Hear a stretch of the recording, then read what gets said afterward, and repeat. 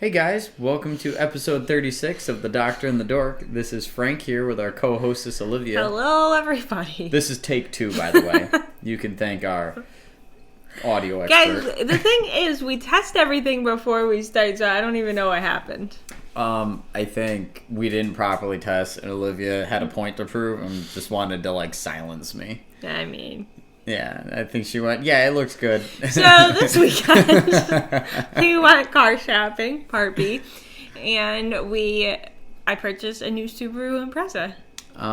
This is the abbreviated version. I gave the long version on the video that was just deleted. It's a really nice car, guys. Why don't you tell them a little bit about it? It's silver, and it's got a nice black interior. It's got heated seats, and yeah, that's it. It's an all-wheel drive. So for those of you who don't know, I didn't talk about it on the pod because it was still a little too fresh in my mind. But my Honda Civic took a little slip on the ice and a little slip and slide and spin into the wall. So rip.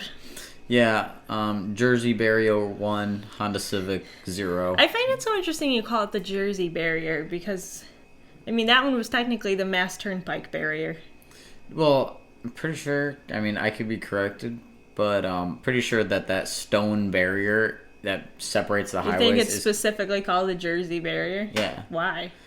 I don't know. Okay. We'll look into that and get back to you guys. It's just what I've always known it to be called is the Jersey Barrier. But I could be totally off base. But as far as I know, just that median, stone median is the Jersey Barrier. All right. So. I'll take your word. But guys, Olivia got a really good price on the car. We were talking about... This is a much different ladies going with this time. Yeah, no. So, she got a good price on the car. I thought we could have haggled them down more. She put our we ace got in the hole out $1,000 there. off of what they were asking for it. We had an ace in the hole. We had a printout that another dealership of a similar car at the same MSRP that was $1,000 cheaper. And it was kind of one of those, I knew we could get that, and I was hoping we'd get more, but Olivia hit him with that right out the gate, and we got $1,000 off, though, so. Yeah. Well, I guess, what would your strategy have been if you went in? Well, we really like to pay only X amount, and then just see what they say? No, you ask them, hey, what can you do about the price? I'd like to see if we could take, and then whatever number you want to take off. Okay. Normally, you hit them, I don't want to say anything out. You don't hit them with something outrageous, but a couple thousand. Yeah, you go, hey, I want to take $2,000 off the sticker price. Yeah. Where can you meet me? Okay. And then he goes back and asks his boss, and his boss goes, we could do $1,200, which gets you $200 more than our strategy. And then if they come back and go, oh, we can only do $500 less. Then I say, you listen to me, sir. That's when you pull out that sticker and you pull out that other print off. I'm about to go to this other dealership that had the worst customer service that I've ever. Guys, I don't know if we talked about this last week, but the customer service at these dealerships was just... You would think that they're hoarding all their cars and they don't want any of them off the lot. Yeah, it was kind of ridiculous. They barely had time for us. But yeah, so the strategy would have been, if they come back and go, well, we can only do $500 off. That's when you pull that out and go, well, they're selling it for $1,000 less than you. Can you get closer? And then they go, oh, man. And then they meet that because they know they don't have a choice. I see. So, but the point is to throw that anchor out there because you're like, throw that lure out there and see, all right, will they bite? Will they go even lower? Yeah. Because then you don't have to, but that's like a trump card. Because that's like going into any business and you go, oh, will you match this other place? Print off? I've heard just about anybody will do that. Yeah, as soon as they find out there were like competitions undercutting them on a like item, then they're like, oh, well, all right. But overall, it took a long time to get everything all set. I was surprised. I didn't at how long it took. Yeah.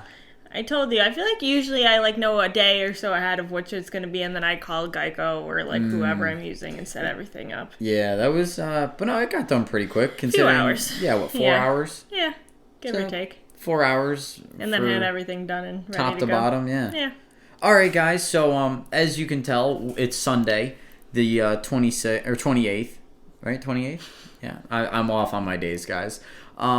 And I think Sundays are, not I think, but I know Sundays are going to be our new podcast days. Yeah, Tuesdays were just after a long day of work, Honestly, we had a long day of nothing today, and I was still like, oh boy, we gotta gear up for the pod. So after a long day of work, it's a little much. Yeah, our weeks have been pretty packed, and then we gotta go to the gym and cook dinner, and I gotta play video games, and right. I gotta scroll through Instagram. It's like there's a lot happening. Yeah, we have to waste our lives away on some technology. Speaking of, maybe I'll bring this up now so that I can hold myself accountable. I'm hoping to delete some of my social media and some of my phone games this week, the month of March, and I don't know, limit my phone use. I'm with you. Are you ever just on your phone for like more than 20 minutes and like you end up cycling back through the same app you started with when you were on your phone, and you're like, I know I'm not going to find anything satisfying because I've already been through this loop once. That was the point in which I got rid of my social media years back, because in 2016 I got my first smartphone, and then like a year in, I was just like, oh my, not even a year in, it was like 6 months in, and I was like, I think seriously my screen time was like 12 hours a day. That's incredible to me. Like, I got so addicted, so I had basically all the social medias I was willing to grab. I had the Instagram and Snapchat, Facebook. I was on Reddit. I had a bunch of dumb stuff going, and I just ate my life away on it. And I was like, I actually cannot do this. Yeah, so that's my goal for March. But I'll do it with you. I'll delete a bunch of my phone games. You delete all but one phone game. Yeah, I want to keep at least one phone. I need something to rot some brain cells, But fair enough. All right. On the same vine as some technology guys, I'm working on a PC build. My friend Brian Bujak came over. He's kind of the brainiac behind it because I know nothing about PCs. Well, I know some about PCs. I don't know enough to build a PC about like what's compatible, what's not. Granted, you can go on to individual websites and they just tell you like, hey, this is what's compatible with X, Y, Z. Yeah. But so that'll be coming. I'm hoping by the end of March. Honestly, I'm hoping. Really, you're still gonna commit? Yeah, I think end of March I'm gonna put it all together. But that's all I really have for that, guys. On the flip side, we'll have some photos of Honey. Yes, we are dog sitting this weekend, which is great. She's asleep behind us. The only bad thing about Honey is she's old and her hips don't work good, so she can't jump up on the bed and snuggle with us. Yeah, she's very adorable. Morning, I just want her to come up and give her a big snuggle. Yeah, so it's always a delight to dog sit Honey. We have a sectional out on our little sunroom, so I took off one of the cushions so that she could actually get up the little shallower parts. She could sit next to me. But she's adorable. She has quite the character as well. She does. You want to tell them about your medical? So something else I haven't discussed yet on the pod is, I've talked about the coronavirus vaccine nonstop, and I will bring you more of that later today. However, I myself got the vaccine, so as you all know, hence the podcast, I am a pharmacist. So being employed at the hospital, you're able to go get your shot. So I got my first shot about a little over 3 weeks ago, and that one was fine. I got the Pfizer one for full disclosure. My arm was sore for a couple days, but really beyond a couple days, it didn't really hurt too much. I was lucky. I didn't really have any other side effects. And then this past Thursday, I got my second one, and I also didn't have any side effects, which is great, besides my arm. And we're on day, 3 or 4 now. My arm's still really sore. As she leans away, she's like, don't touch me. But, I had a couple of friends who had some really bad joint pain and chills and such. So I feel lucky that I have been relatively fine with the shot. I will also say, though, that I did take either ibuprofen or acetaminophen around the clock the first couple days after. So even if maybe I would have had fevers or I would have had a more sore arm, I didn't know it. So I would say, I'm sure many people would recommend against this, like Tyler would say not to do this. But if you're worried about it, just pop a couple ibuprofen. It'll be fine. Ibuprofens are like candy to me. Yeah. They're my cure-all for everything. Yeah. Aches and pains. That's a real bad habit you get from the military. That's their water and ibuprofen. Just fix everything. But we'll see if this ends up doing anything. In the world of medical news as well, guys. So I went and had a sleep study done. For those of you that know me, I told a bunch of people about it. And then, so I recently got the bill.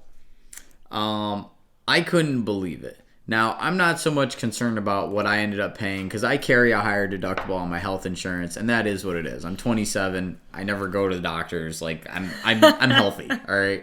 Like, I see no reason why I should be paying higher premium. Yeah, a higher premium for something that, truthfully, you're not going to use. Prior to meeting Olivia, I don't know how this bill suddenly became my fault. No, but I've definitely seen the doctor far more than I ever have prior to meeting you. I feel like I have a lot more to discuss about that. See, I think it's a combo of my mom alone wasn't enough to like talk me into going to doctors for stuff, but the combo of, because see, I could like hide from my parents, but like having you here and my parents, having a nurse and a pharmacist on your back's just like a little much. Hey, go to the doctor for that. And I'm like, fine. Yeah, like that's fair. Yeah, no, that's my reason. I'm not blaming you. It's just like the combo of the two is just like I can't hide from it. So, but guys, so get an in-lab sleep study done, and the sticker price, I couldn't believe it was $6,500. And my only shock to that is, the price is the price. It is what it is. Welcome to our medical market. It happens. Whatever. But what got me was they just didn't even tell me.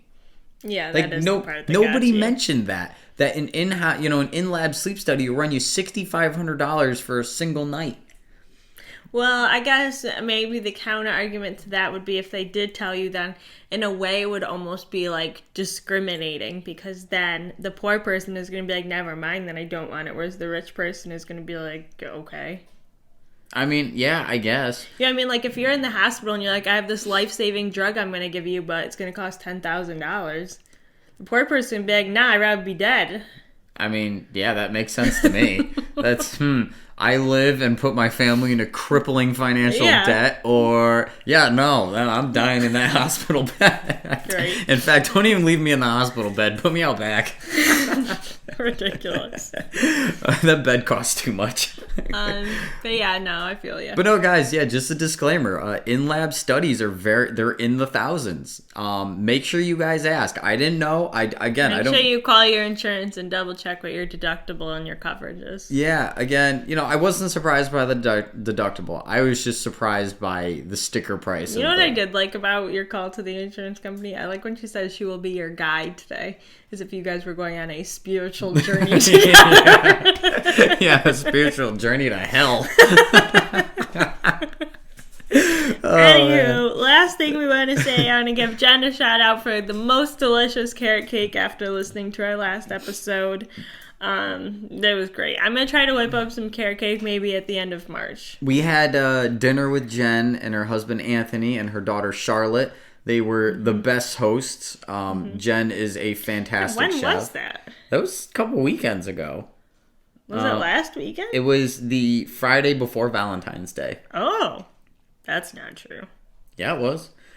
Because then we went to Philly right after. But yeah, so she's a fantastic chef, guys. If you know Jen, then that's her little deep dark secret, because she's just wow, what a dark secret. I know, it's her dark secret. That's no, it cracks me up because it's just so unassuming. She's so good at, some people are only good at like what they do, and I swear Jen's great at everything. She's good and she's pleasant. She's talking to her child while she's cooking. If I'm cooking anything more than mac and cheese from the box and Frankie comes in and tries to say something to me, it's off with his head. Yeah. Especially if I'm making pie crust and it's not going well. She better leave the house just to be safe. It was fantastic. Jen's entertaining guests, taking care of her daughter. She's cooking a meal. And in the meantime, we're both like, I can't make mac and cheese without biting someone's head off. So, but thank you for the carrot cake, Jen. It was delicious. Yes. Also, I found out it's your dad who really loves carrot cake. Oh, is it? Yeah. I thought it was my mom. He let me know when he brought over honey. So we'll whip some up at the end of March. But all right, do you want to do your segment or mine? Why don't you do yours I'll first? fly through mine.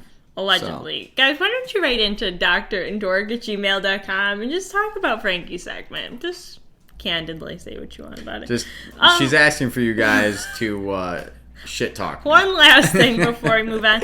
We're going to be having the book review next week. So if you haven't already, go pick up Lovecraft County and read so you can discuss it with us. I'm amazed you actually got the name right. Thank you. Considering you just read the book. What? I thought for sure you were going to get the name wrong. Why would I get the name wrong? You sounded real hesitant there just now. Mean to me.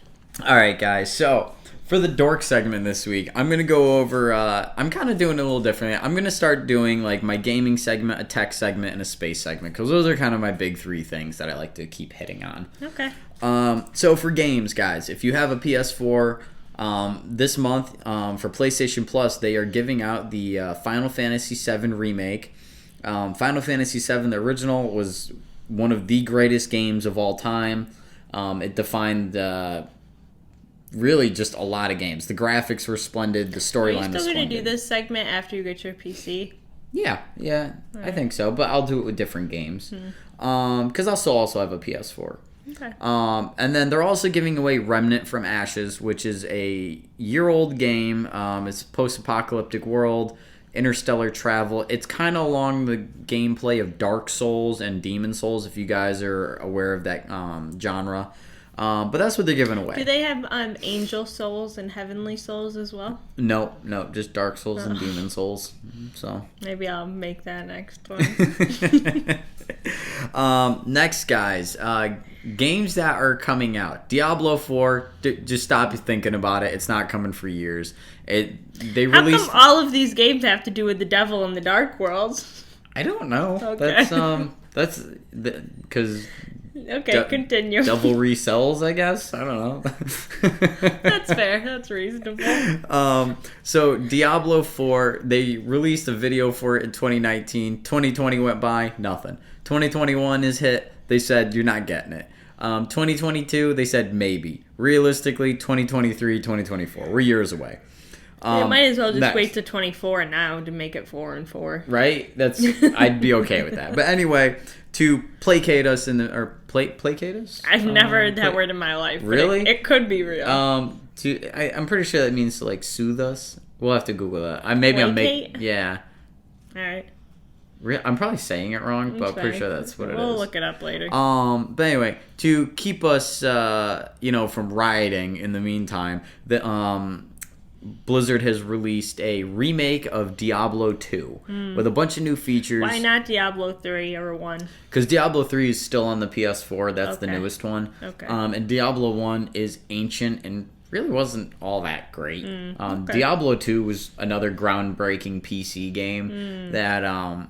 just for dungeon crawlers, it was the gold standard. Nothing like a good dungeon crawler. Yeah, I know. That's what I always say. They're fantastic. So, December this year, guys, you can look forward to the remake of Diablo 2. That'll be coming.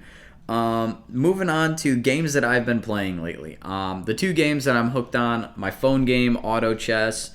For those that you don't know, this is a part of your segment. This is like me saying, these are the drugs I took this week. A couple Ibuprofen, a couple Tylenol. Hey, I'm sure everybody really wants to hear about your random dice and auto chess for the 10th time. Heck yeah. So, Auto Chess, guys, if you haven't played it, it has nothing to do with chess. It's a team building. Looks like a chessboard. Well, it is on a chessboard, but has nothing to do with chess, though. Could be a checkers board. You're touche. All right, thank you. The pieces move nothing like chess. You create a team with different abilities. They have different classes, races.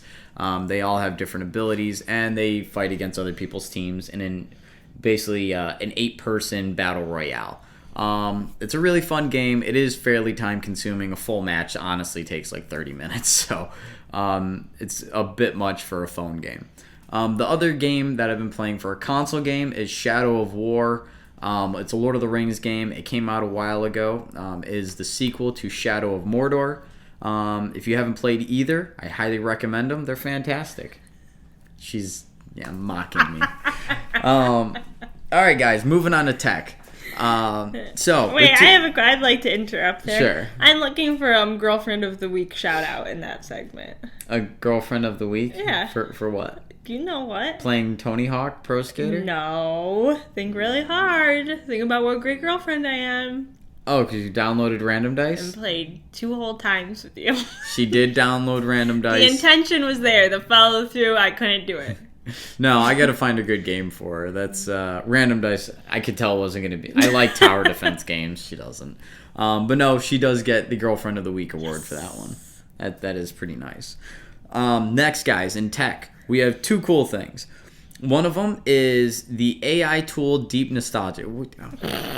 I'm impressed you can see me doing it. I tried to be discreet. All right, go ahead. The AI tool Deep Nostalgia from the company MyHeritage is bringing to life photos of your dead relatives or your living relatives. It's really just bringing photos to life.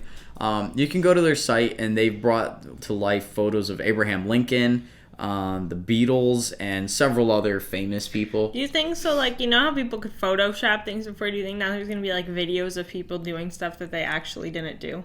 You could really easily frame people for stuff now. Oh yeah, those are I'm pretty sure they're called deep fakes, where they can superimpose somebody else's face on someone else's body, and it can be like on a video. I'm pretty sure that's called deep faking.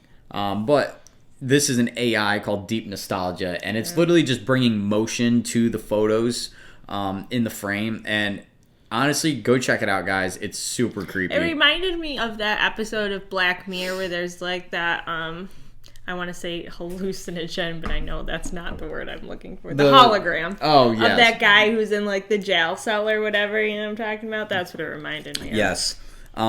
Very much like that. Yeah. So it is kind of creepy watching black and white photos come to life. When is the next Black Mirror season coming out? I don't know. All right.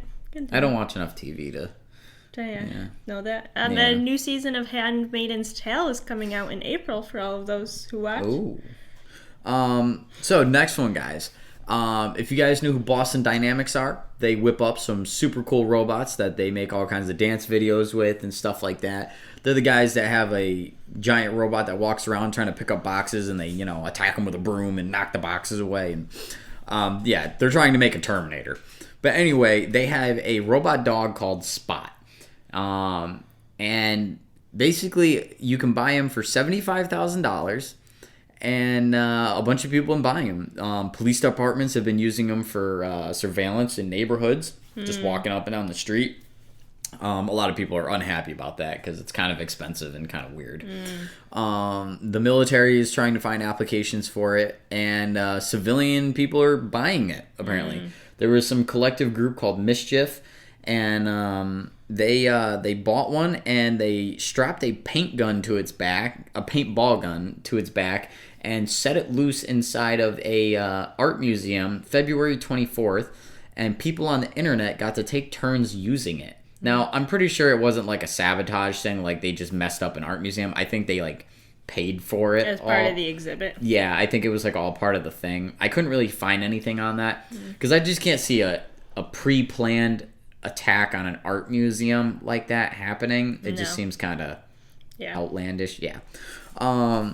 But keep your eyes out for robot dogs, guys. Spot is up and about, and he's really getting out there. And Boston Dynamics is rolling those things out pretty quick.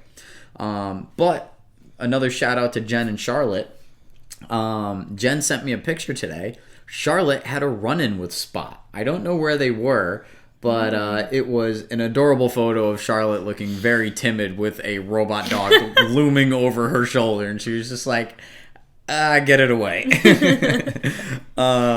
So that was really cool, though. Small world, I guess, because, I was already thinking about it. Don't worry, guys. Only 2 more bullet points. See, this is what I mean. This segment's just too long. People are already gone. They're not even going to get to hear all the good stuff I've got. Fine. The last 2 were nice and quick. Space. Now they are. They weren't 30 seconds ago. No, they still were 30 seconds ago. NASA Perseverance. The photos and videos of it landing and photos it is sent back are online. You guys can go check them out. Do they have any videos or just photos? They have videos of it landing on Mars because it parachuted in. And I don't know if they have any videos yet of the Martian surface, but they do have photos. So you guys can check out what Mars looks like. It's kind of interesting. Ooh. You can see another planet. The last thing... Do we have pictures of Mars? I mean, from Earth, not taken from the ground there. The next thing is they're finding out the kind of things that can live on Mars. come to find out, they strongly believe that black mold can survive on the Martian surface. They figured this out by putting a bunch of microbes in a balloon and sending it into the Earth's atmosphere. I think Martian is the word for Mars surface. I'm pretty sure. Is it Martian like an alien? Well, we got that from Mars. I'm pretty sure. We have a lot of things to look up. Apparently, yes. But yeah, so. But now you got me just. Yeah, I'm gonna keep using Martian. You're messing me up. But yeah, so they're finding out there is a plethora of microbes that can survive on the Martian surface. At least they believe so. Some aliens are covered in microbes, black mold from head to toe. They believe it can survive out on Mars. It's kind of weird, but yeah. Yeah. And they're finding other ones that they're called extremophiles. Yeah, there's some of them on Earth too. Yeah. Well, they're taking the Earth ones and they're testing. Them up there. They're exposing them to atmosphere. That's just what we need. Yeah, basically. Kill the only planet we could have ever possibly moved to in the future. Let's just bring up all these wild microorganisms and get them. And just let them loose. Yeah. So yeah, they're doing testing with that, and we get up there 150 years from now, we're like, oh yep, turns out black mold can make it. Whole surface is covered. But that's all I got, guys. Yeah, Mars has really kind of caught my eye lately because there's a lot going on. So, well, thank you for telling us about that Martian surface. We really appreciate it. I can't wait to Google this. All right, now that the podcast is supposed to be over, I guess we'll move into my segment. We're like 5 minutes in. It's literally 27 minutes in. And our pod usually goes like 37. Your segment, I think it's great that you're passionate about it, but you gotta hand select things better. All right, now we're gonna move on to mine. Mine today is gonna be exclusively Corona related. Frankie has nicely named this segment the Corona Corner. What do you guys think about that? You like it? You hate it? You love it? Yeah. Well, nonetheless, that's what it is. So, for those of you who don't know, the Johnson & Johnson vaccine was approved this past week for coronavirus. Well, approved, it has its emergency use authorization. So now we have 3 vaccines available, and I know you guys are all wondering, like, man, I don't know what to think about all of these different vaccines. And like, the first thing you should probably know is that it doesn't really matter what you think. You're just going to get whichever one is available at your pharmacy or hospital. You don't get to request it? You don't get to request it, no. Can you excuse yourself if you don't get the one you want? Sure, and then you're probably not going to get any at all. Beggars can't be choosers. So that's the big thing right now is, like, the scientists are saying, like, they're basically, nobody's going to not recommend a vaccine because any of these vaccines are certainly better than no vaccine. Or at least that's the thought pattern. So let's do this chronologically. So Pfizer was the first one. So as you guys all know, Pfizer was a 2-dose regimen. And I want to just go over some of, like, the primary efficacy outcomes for these studies and what each of them looked at. So for Pfizer, interestingly, it said in their thing that they were looking at the incidence of COVID 7 days after the final dose was complete. So after the 2 doses were given, 7 days after that onwards, they were looking to see how much it reduced coronavirus infections. And the answer there was 95% efficacy. So that was pretty good, don't you think? Yeah. I do want to note that in all of these studies, patients had to be negative before being enrolled in the trial, just in case you were curious how that worked. In their study, we went from July 2020, well, I should say their data because the study's still ongoing, but July 2020 through November 2020, and they analyzed 36,000 and some odd patients. I do want to note, I looked at some other outcomes as well. So that was their primary outcome, just the overall incidence of COVID. It's interesting because they said incidence of COVID, but then when you keep reading what they really mean, it's symptomatic incidences of COVID. So I do want to point that out. Now, they also report the severe coronavirus cases. So the patients who had certain symptoms that would be qualified as severe coronavirus. And the Pfizer vaccine decreased those by 66.4%, so still pretty good. I do want to note that they didn't have any data to talk about the asymptomatic patients, so patients who would have tested positive for corona but didn't have any symptoms. And they also didn't report any data on mortality or the cause of any sort of death throughout the trial. So those are the big takeaways from Pfizer. Now, if we go over to Moderna, really similar. We got our same 2 doses. They looked at the reduction of symptomatic COVID over 14 days after the second dose. So I do want to note those slight differences. And they found it to be 94.5% effective. So really, if we round that up, 95 from 95, basically the same if you ask me. Anyways, their trial also went from July 2020 to November 2020. They only had about 28,000 compared to Pfizer's 37,000. Interestingly, though, their severe coronavirus rate was 100% effective, meaning they had no patients in the vaccine group have severe symptoms of coronavirus. So that's pretty big. That one really stood out to me when I was kind of doing my data review here. Once again, they didn't have any data for their asymptomatic cases or their mortality data. They simply said that the data was limited, they need bigger trials, etc., etc. So now, those are the old ones. We've already talked about that. So let's get into Johnson & Johnson's. The big one, as I'm sure you all know, it's only one dose. Wow, wouldn't that be great if you only had to have a sore arm one time? So, as with all things, there's got to be a caveat, right? Correct. So, Johnson & Johnson actually reports their outcomes at 14 days after the vaccine and then 28 days. I'm just going to give the 14-day numbers to keep consistent with what Moderna did. If you want to go look at the full study, I'll post the link to our pod, and you can do so. But essentially, they looked at any cases of moderate to severe illness within that 14 days after, and they found it reduced the number of cases by 66.9%. So I know what you're thinking. Wow, Olivia, those other ones were 95% and this one's only 66.9%. Well, one thing I do want to highlight is that this study went from September 2020 through January 2021. So some of the argument here is that some of the new variants could have been more around during this time, and they were kind of susceptible to those. They also had more patients in places like South Africa where those variants were higher. So just something to think about when you're looking through the data.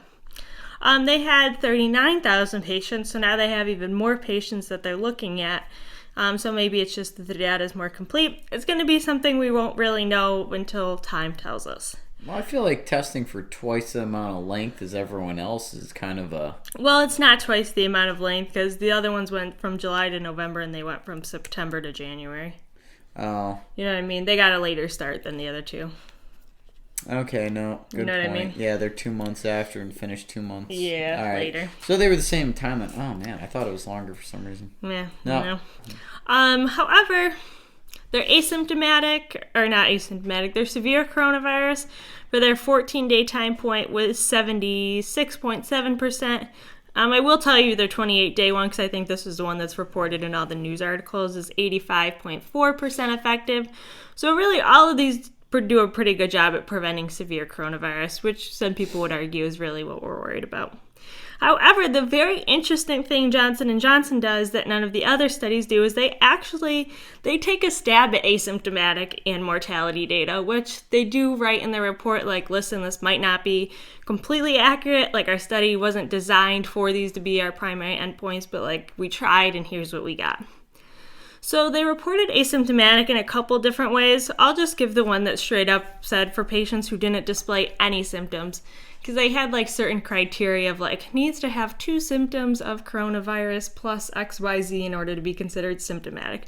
But just for the patients who straight up had 0 symptoms at all, in those patients it was effective in 74% in preventing asymptomatic. It's pretty good. So that's pretty good. Very interesting.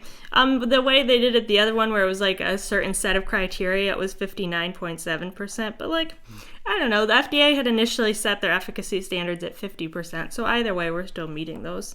And lastly, they did provide some mortality data. So if we use that 14-day time point, it had 80% lower mortality rates than the placebo group. So that's pretty good. People died. I'm happy that they posted that compared to the other studies. Yeah, I'm happy they at least like gave it a whirl. So kudos to Johnson & Johnson for at least doing what you can. Are those numbers going to change as like more data and better ways to go about it gets done? For sure. I think next week I've been seeing that there have been some real world studies done using these vaccines, and that's kind of my wheelhouse, so I'm probably going to report back on one of those next week. But those are just kind of the basics of the 3 vaccines we got. Are there going to be more? Probably. I've noticed AstraZeneca isn't on this lineup. There's another one I just heard of, Novavax. Yeah, there were like 4 or 5 kicking around. Yeah, but the other 2 haven't been. Have they put in with the FDA yet? I don't think AstraZeneca had. AstraZeneca, funky things started happening with their stats. So didn't they like run into a bunch of issues up in Canada, like people having like problems or something? No. I remember us talking about one of the vaccines. That was also them, the one where they had to shut down the trial for a bit. Yeah. Yeah, but they were also the ones where, like, somehow patients only got a half a dose for their first dose, and then it turned out that those patients ended up doing better, and they couldn't really explain any of it. Yeah, it's odd. So. Hey, I'll take a half dose. I mean, you know what I will say about that, though, is some of the best scientific discoveries, I would say a majority of those scientific discoveries that were real breakthroughs were straight up accidents. Yeah. Half the times it was some like lab tech who really messed something up. But you know what? I think that's so important because the person messes it up, but the other person has to be like, rather than being like, oh, you fool, you just wasted all this money and throwing everything out. Those people are the ones who are like, well, let me look at this. You know, since we did X, Y, Z, why don't we take a look and see what happened? You know? No, that is a good point. Good leadership advice to just, rather than getting mad, just see how you can make it a positive roll with situation. the blows. Yeah. But that's all I got for the Corona Corner. You don't have anything else? No, I didn't look up. I thought that was going to take a long time. It took about 10 minutes. Oh, all right. You're more than welcome to keep going. I don't have anything else to do. All right. Well, that's episode 36, guys. Yeah, that's all I've got. You got anything else you want to say? Go follow us on Instagram, Dr. and Dork. Go send us an email, drandork@gmail.com. Go write us a review on Apple Podcasts. It's been a while since anybody's dropped us a review. I think half of our reviews are from Don and or Don's friends. So how come our friends aren't leaving reviews? I know. We'll have to grill them next week on this. Interesting. Talking to you, Jotty. Yeah. And I get it. You watch on YouTube, and that's fine. Write a comment, whatever. But you know what? We're never going to get to 1 million views on YouTube, so we're never going to make money via that way. YouTube could be our bread maker. So what I need you guys to do is to go on Apple Podcasts and leave us a 5-star review, so then we can show up on the top list, and then we can write into sponsors, and we can be like, yo, check us out. That's us up there on the top 10. That is true. But I don't think we're probably never going to get there, guys. But it'll be fun anyway. Someday. We can hope. You got anything else you want to add? No. I think you need to add something else. Do I? Mm-hmm. What do I have to add? I don't know. Put you on the spot. You got to add one closing remark. No, I got nothing. Goodbye, listeners. Sorry, guys. Hey, talk to you next Sunday. Bye. Bye.